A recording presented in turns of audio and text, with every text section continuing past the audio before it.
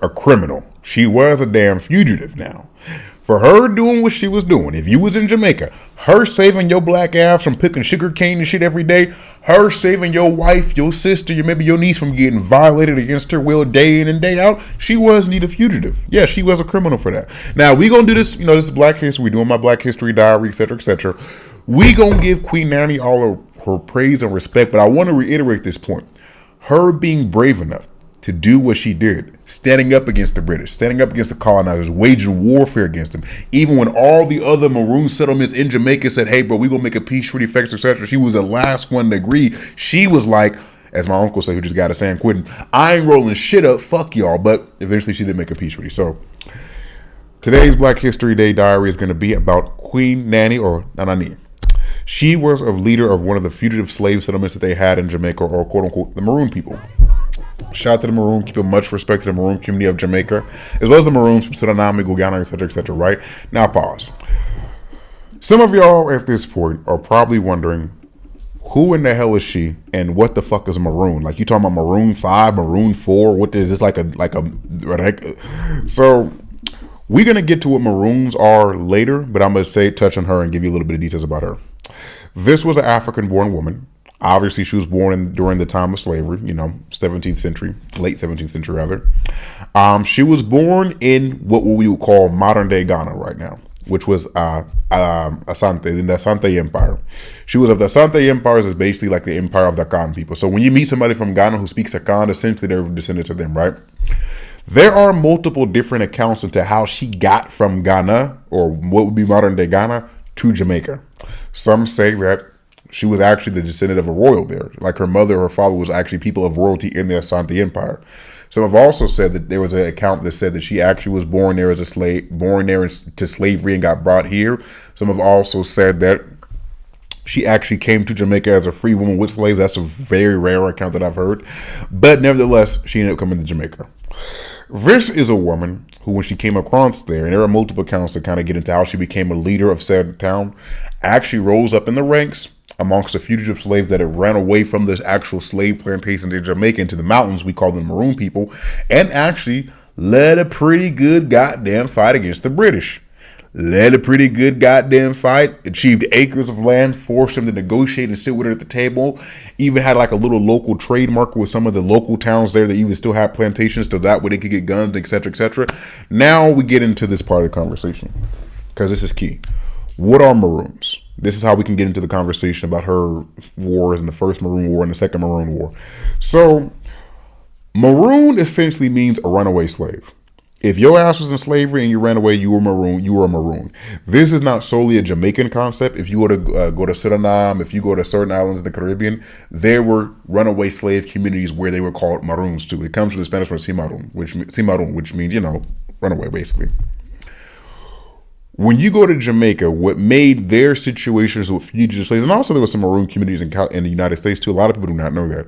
What made their situation so much more unique out there was, number one, from, we're going to say, the beginning of the slave trade to even to the midpoint, there was always a lot of African slaves per ratio of African slaves to British colonizers, even just white people on the island. There always was. And that's even before we get to the Native American tribes that were still there, right? A lot of people do not know that there were still Native Americans in Jamaica. It wasn't like it was just all black and white from the inception of time, right? So bringing all this up because even from the inception of slavery there, you had runaway slave settlements. You had settlements of slaves that ran away into the mountains, the Blue Mountains, to certain parishes, and formed their own settlements. When Jamaica at the time was under Spaniard control, there was a gap left when Britain took over, whooped their ass and took over the island. There was a point where a lot of people ran away who were freed and ran away from their half of the island into the hills. This further enlarged and further aggrandized the Maroon communities. And these were not just like people they were living in huts, but they weren't just living on huts, washing their feet with salt and shit. They were actually genuinely thriving and doing well. In fact, I was watching one video saying that back in the day, they used to actually do trade with the local towns in the area to achieve guns, et cetera, which led to them always being able to push a hard line.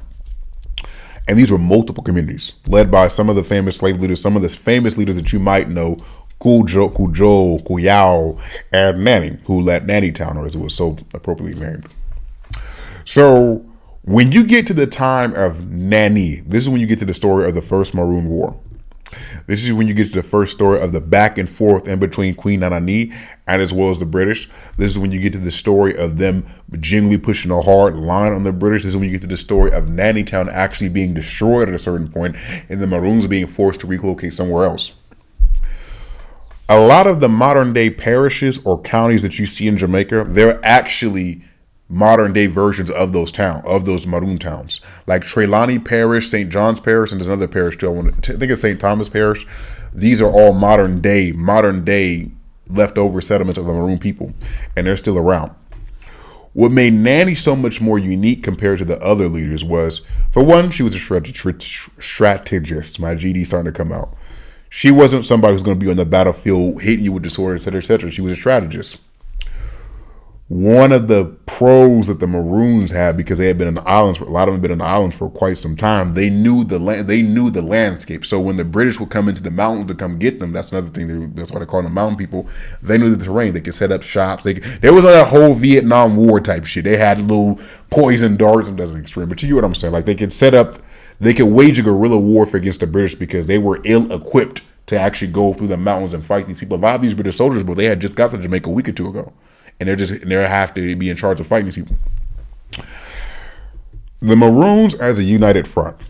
And keep in mind, there's a difference in between the Windward Maroons and the Windward Maroons and the Leeward Maroons. She was one of the leaders of the Windward Maroons.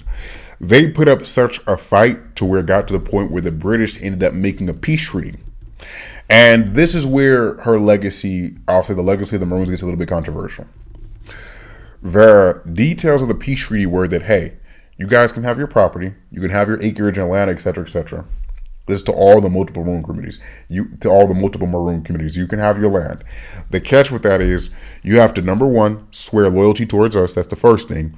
Two, any other fugitive slave that comes into your territory past this point, you have to turn over to us. You have to help us. Kuyao, and I want to say there's another Maroon leader whose name escapes me right now. They agreed to these terms almost instantly. Nani, Queen Nani, she was one of the least people. She was the last person to agree with this. She was the last person to agree to this. Why? Well, for a few reasons. Number one, the fuck you talking about? Our whole mission was us fighting against slavery, bro. I ain't finna turn over. It's kind of like a shutting the door behind me after we already got it. But due to pressure from her other fellow Maroons, her other fellow Maroon leaders, some of the white plantations owners too, who kind of didn't really have that big of an issue with the Maroon communities, just from pressure from them, she was like, "Hey, I got to do what I got to do." Which is why the Maroon communities thrived and settled, even helped along working with the British Empire. And I have read the accounts where some Jamaicans who are just descendants of just the Jamaican Africans who still stayed in slavery up until the British colonial Britain left Jamaica, while there's some debate at times about how they went about things, because essentially it's kind of like, you said fuck us and kept doing your own thing. And it's interesting because even when you talk about the language that's spoken in Jamaica, the patois, there's the rift that existed in between the Maroon community and the, I'm going to say, slave community in Jamaica. You can see the differences in their linguistics. Maroons from Jamaica, a lot of the times they speak Romanti, or old time patois as they call it. And the difference is like, the difference I can explain to you is like, if you were listening to a Jamaican talk, like a regular Jamaican speaking patois. Okay. Everything good enough, can't complain now. Yeah. You might understand some shit. You might pick up some like you'll pick up something just because there's some English base in the language. When you hear a man speak Romanti or old time patois,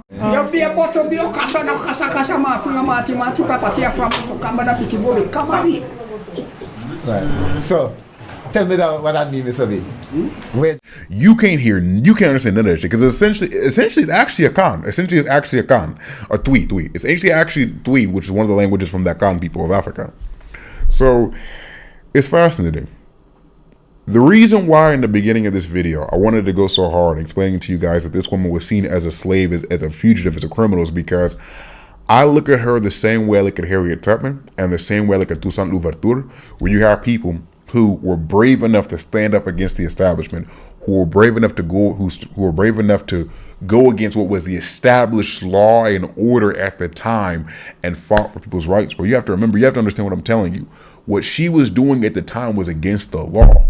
Her helping fugitive slaves was against the law. Her being in rebellion was against the law. It's the same with Harriet Tubman. Yo, when I hear Trump talk about Harriet Tubman, he did a few years ago with their, I think it was, I forgot what day it was that we were talking about. You got to remember, in the time of her inception, she was a fucking criminal. She was a criminal. People saw that black woman as a criminal. The message I want you guys to take from this story, bro, is to don't be scared to stand up for what might be morally right, but might be against the law. What might be morally right, but might be against the law. And I think about that a lot because right now our country's country's always been fucking divided. But I will say nowadays, I do feel like it's more obvious the division to the world. I want to tell y'all, bro, let this story of Queen Ani be an inspiration to say, bro, like, don't be afraid to stand up for what you know is right, for what you know is right in your heart. Like, real stuff, bro. So much love to her, much respect to her legacy, y'all. Thank you.